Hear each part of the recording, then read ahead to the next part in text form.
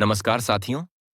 यूं तो सऊदी अरब के अंदर बाहर के गए हुए लोगों की खास करके भारत के लोगों की कोई खास नहीं होती। वहां के लोग उन्हें एक मजदूर काम करने वाले से ज्यादा कोई वैल्यू उन्हें नहीं देते। लेकिन अक्सर जो लोग घरेलू वीजा पर जाते हैं घर का काम करने के लिए या फिर ड्राइवरी लाइन में, वहां कभी कभी ऐसा होता है। कुछ घरेलू औरतें जो अपने घरों में अपने मर्दों से संतुष्ट नहीं हो पाती, वह ड्राइवरों के साथ फंस जाया करती हैं। और ऐसी बहुत सी कहानियां सामने आई जो सऊदी अरब के अंदर ड्राइवरी लाइन के लड़कों के साथ। अब भारतीय लड़के भी कम थोड़ी होते हैं।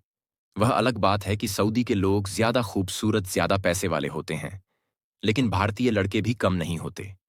और जब एक खूबसूरत लड़का सऊदी अरब के अंदर एक मालकिन के यहाँ, एक सऊदी के यहाँ काम कर रहा था, तो उस मालकिन को उस भारतीय लड़के का रहन सहन, उसका बनाव, श्रृंगार, उसकी कद काठी इतनी पसंद आ गई थी कि वह उसको दिल दे बैठी।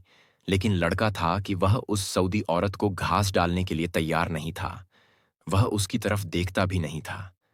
अब सऊदी मालकिन बार बार उसको अपने पास बुलाने की कोशिश करती, लेकिन लड़का था अपने काम से काम रखता।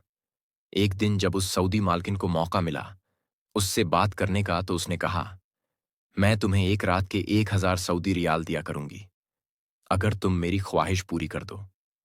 मेरे साथ जैसा मैं चाहती हूं वैसा करो, तो मैं तुम्हें एक रात के 1,000 सऊदी रियाल दिया करूंगी। और साथियों, आज के टाइम में 1,000 सऊदी रियाल, आप जानते हो कि लगभग 24,2500 होते हैं।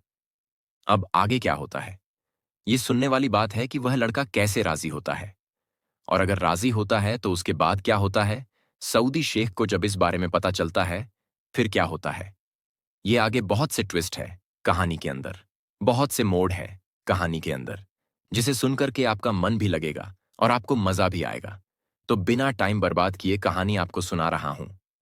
इससे पहले कि आप कहानी खो जाएं, आपसे विनती है, चैनल को सब्सक्राइब कर दें, वीडियो को लाइक करना ना भूला करें। और साथियों, आप लोग वीडियो तो देखते हैं लेकिन आप कमेंट नहीं करते हैं, अतः आप लोग कमेंट भी जरूर कीजिए। आप वीडियो कहां से देख रहे हैं जरूर बताएं। अब चलिए कहानी विस्तार पूर्वक जानते हैं। साथियों, हिंदुस्तानी लड़का जब सऊदी अरब पहुंचा, हर लड़का हो या कोई आदमी हो, सऊदी अरब के अंदर ऐसा नहीं है कि सब लड़के ही जाते हैं। शादीशुदा लोग भी जाते हैं, नई नई शादी होते हैं वो भी जाते हैं, जिनकी शादी बच्चे हो चुके होते हैं वह भी जाते हैं। रोजी रोटी कमाने के लिए एक ऐसा जरिया सऊदी अरब का लोगों के पास है कि जहां से लोगों ने बहुत पैसा कमाया और यहां भारत के अंदर बड़े मकान, बड़े घर बनाए। इसी तरह से शाहिद नाम का लड़का भी सऊदी अरब जब जाता है, उस समय उसके घर की हालत बहुत ही गरीब और बहुत ही थी। बाप अक्सर बीमार रहता था, माँ बेचारी क्या करती। माँ घर का खर्च जैसे तैसे करके अपने बेटे की कमाई में चला रही थी। लेकिन यहां उसके बेटे की इतनी इनकम नहीं थी। एक दिन दिहाड़ी मजदूरी लग जाती तो दूसरे दिन वह काम पर नहीं जा पाता। कोई खास काम करता नहीं था। यहां भारत में भी वह एक गाड़ी चलाया करता था। अब जब बुकिंग आ जाती तो वह चला जाता, ड्राइव तौर पर गाड़ी चलाता था। उसकी खुद गाड़ी नहीं थी, ड्राइवर था यहां भी। अब यहां इतना तो काम होता नहीं है कि हर रोज साल के 12 महीने बुकिंग आए। जब बुकिंग आती वह शाहिद को बुलाता, शाहिद चला जाता। उसको 2, 4, 500 जो भी मिले ते उसमें उसका घर चल रहा था। शाहिद ने सुना कि सऊदी के अंदर ड्राइवरी लाइन में बहुत अच्छा पैसा है, चाहे आप किसी कंपनी में लग जाओ तब भी। और अगर अगर आप किसी के यहाँ पर्सनल घर पर लग जाओ तो तब भी बहुत अच्छा है। उसमें ज्यादा काम भी नहीं होता। मालकिन या मालिक अगर कहीं जा रहे होते हैं तो उनको घुमाना है, बाकी तो आप फ्री फ्री हो। फिलहाल वो एजेंट से कह के रखता है, अगर कोई ड्राइवरी की वीजा हो तो मुझे बताना। उसकी यह मेहनत रंग लाई और कुछ दिनों के बाद उसे ड्राइवरी की वीजा मिल जाता है। वह ड्राइवरी वीजा पर सऊदी अरब पहुंच जाता है और सही जगह पर भी पहुंच जाता है। साथियों, सऊदी आने वालों के लिए सबसे बड़ी समस्या एक यह भी होती है कि कई दफा ऐसा होता है कि बहुत से लोग जो इंडिया से या पाकिस्तान से या बांग्लादेश से, खास करके इन 3 मुल्कों से बाहर आते हैं, वह कभी कभी गलत लोगों के हाथों में पड़ जाते हैं और फिर उनको शहरा बयाबान जंगल में छोड़ दिया जाता है, जहां उनसे बकरियां चरवाई जाती हैं और सालों सालों तक उनको तनख्वाह भी नहीं दी जाती। लेकिन शाहिद को इस बात की खुशी थी कि वह सही जगह पहुंचा था और एक सऊदी अरबी के यहाँ वह ड्राइवरी करनी थी। उसको वो जहाँ जाना होगा, उसको वहाँ ले जाना, उसकी मालकिन को, उसके बच्चों को स्कूल छोड़ना। यह उसका काम था साथियों। वह सऊदी अरबी आदमी जो था, उसकी उम्र लगभग 50 साल के आसपास की। लेकिन उसकी पत्नी जो थी, वो बहुत कम सिन थी, लगभग 25 से 26 साल की उम्र की शाहिद। जब उन दोनों को एक साथ देखता, तो उसको यह बात हजम नहीं होती कि औरत जो उसकी इतनी कम उम्र है और जो आदमी है सऊदी अरबी, उसकी इतनी उम्र है, आखिर यह मामला क्या है? जब उसने पता लगाया कि यह बेजोड़ की शादी कैसी है, तो पता लगा कि इस अरबी की यह जो पत्नी है, वह दूसरी बीवी है। उसकी पहली बीवी उसकी मर गई थी, और वह जो पहली बीवी थी, उसी की यह छोटी बहन है। यानी उसके ससुराल वालों ने उसकी पत्नी के मरने के बाद अपनी छोटी बेटी की उसके साथ उसकी शादी कर दी। क्योंकि यह सऊदी शेख मालदार था, पैसे की कोई कमी नहीं थी किसी तरह की। और फिर जो भी इसने चक्कर चलाया हो, बहरहाल अपनी साली के ही साथ इसने शादी कर ली थी। वह साली उसकी पत्नी जब भी उसके साथ होती, शाहिद यह नोटिस किया करता था कि वह उस खुशी के साथ नहीं रहती थी जैसे एक मियाँ बीवी हमेशा खुशी के साथ एक दूसरे के साथ रहते हैं। वे खुश नहीं रहते थे। अगर वह अरबी अपनी बीवी से किसी बात को कहता, तो वह उसका सीधे तरीके से कोई जवाब नहीं दे पाती। यानी साफ जाहिर था, वह अपने पति से खुश नहीं थी। अब इसी तरह से शाहिद जो था, वह एक हट्टा कट्टा हैंडसम, खूबसूरत गोरे चिट्टे रंग का और लगभग 6 फुट लंबाई का एक बहुत ही हसीन खूबसूरत लड़का था। धीरे धीरे शाहिद ने महसूस किया कि उसकी मालकिन जो थी, वह शाहिद में कुछ ज्यादा ही इंटरेस्ट लेने लगी। वह जानबूझकर शाहिद को बुलाती और उससे अपने घर का काम करवाती कि शाहिद, यह कर दो, वो कर दो, और यह ले आओ, वह ले आओ। यानी वह ज्यादा से ज्यादा टाइम शाहिद को अपने पास रख सके। इस बात को वह नोटिस कर रहा था क्योंकि 24 साल का लड़का था, नादान नहीं था, समझदार था। अब शाहिद को ऐसा लगा कि उसकी सऊदी मालकिन जो है, वह उसकी तरफ झुकाव कर रही है और वह उससे कुछ कहना चाहती है। लेकिन शाहिद अपने घर के हालात से वाकिफ था। उसे यह भी पता था कि सऊदी के अंदर बहुत सख्त कानून है और यहां कुछ भी हो जाता है।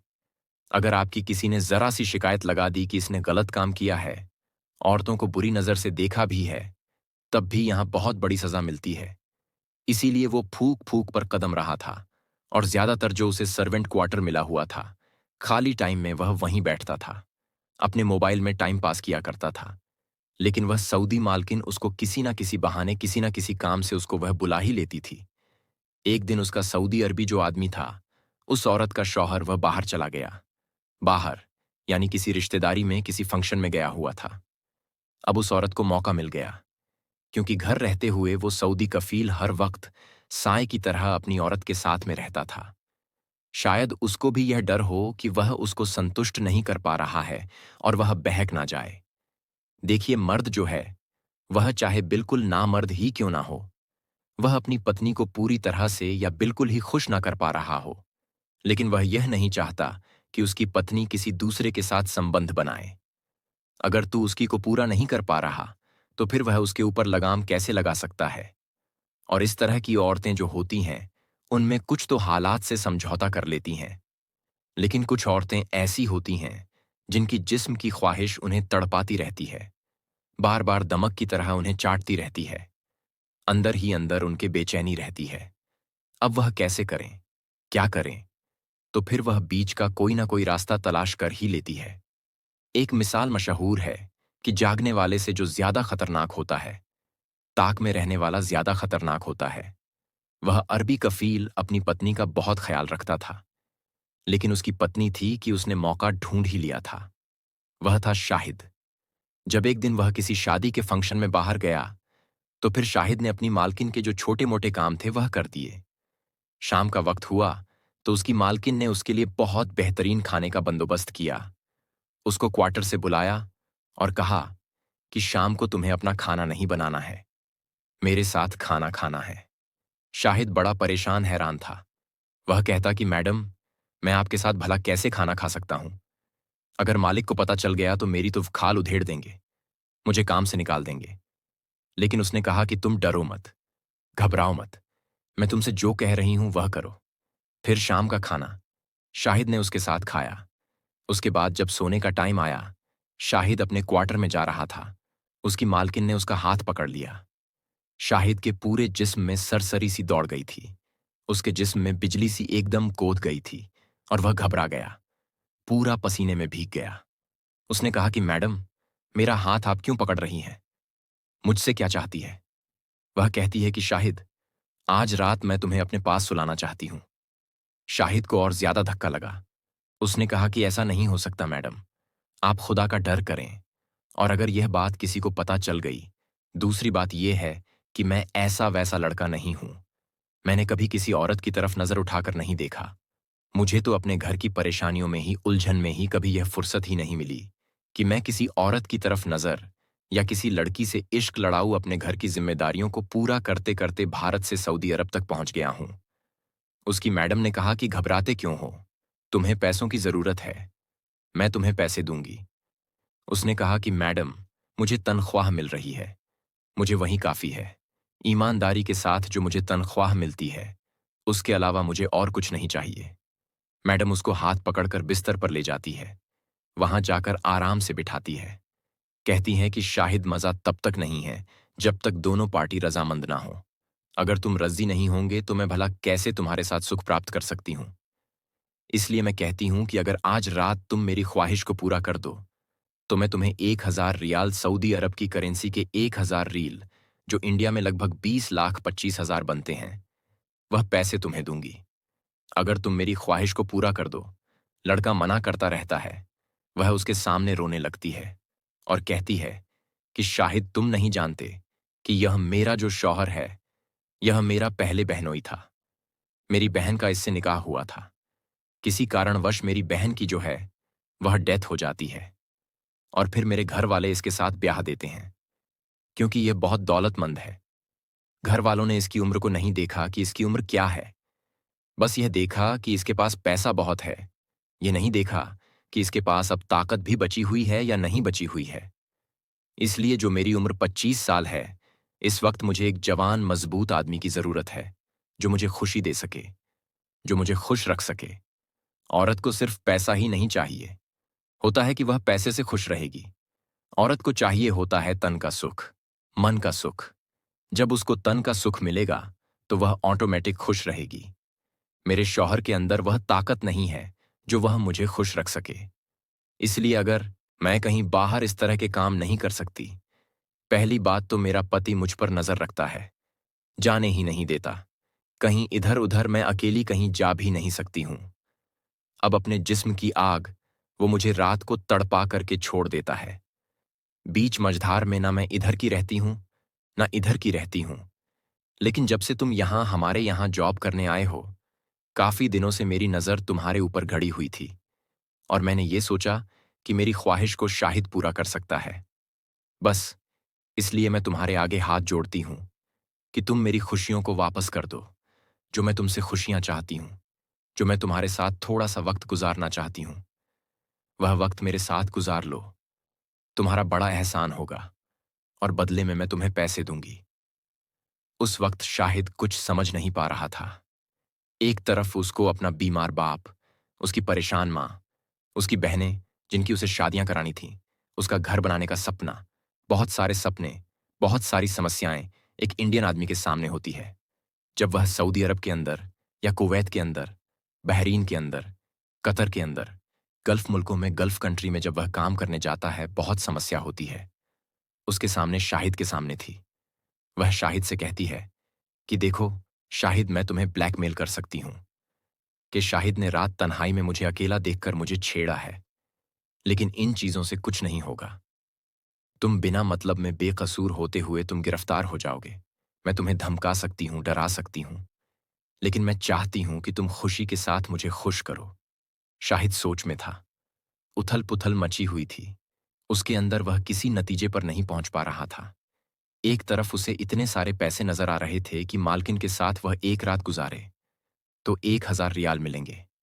उधर जो उसकी सैलरी थी वह बहुत कम थी, 1,200 उसकी सैलरी थी। अब उसने सारा हिसाब किताब जोड़ करके इधर उधर वो टलता रहा कि मालकिन मुझे थोड़ा टाइम सोचता रहा और फिर सोच विचार करने के बाद उसकी मालकिन जीत गई थी। वो इस नतीजे पर पहुंचा कि उसने अपनी मालकिन की शर्त को मंजूर कर लिया था और उसने अपनी मालकिन से कहा था कि मालकिन, मुझे पैसों की बहुत सख्त ज़रूरत है और अगर इस बात का किसी को पता चल गया तो मैं अपने घर में अकेला भाई हूं। मेरी बहनें हैं, बीमार बाप हैं, माँ हैं, तो मेरा क्या होगा? आप मेरे साथ कहीं कोई गेम तो नहीं खेल रही हैं? उसने कहा कि मैं तुम्हारे साथ गेम क्यों खेलूंगी? मुझे तुम अच्छे लगे। मुझे अपने जिस्म की ख्वाहिश पूरी करनी है। उसके अलावा और कुछ नहीं है। उसके बाद में फिर उस सऊदी मालकिन के बीच में और शाहिद एक इंडियन लड़के के बीच में जो वो रात गुजरती है। सुबह जब हुई तो आज उसकी मालकिन के चेहरे पर जितनी उदासियां थीं वह सारी हट चुकी थीं।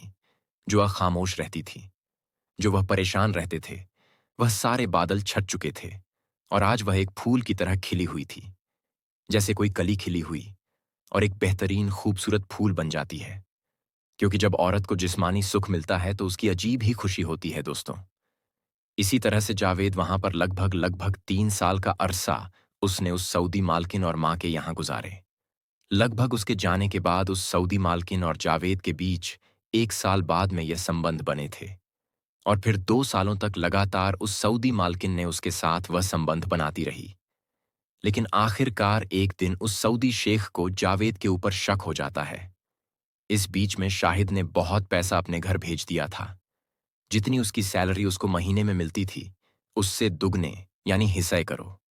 उसकी सैलरी अगर 35,000 थी तो वह 70,000 कमा रहा था और बहुत जल्द उसके घर के हालात सुधर गए थे।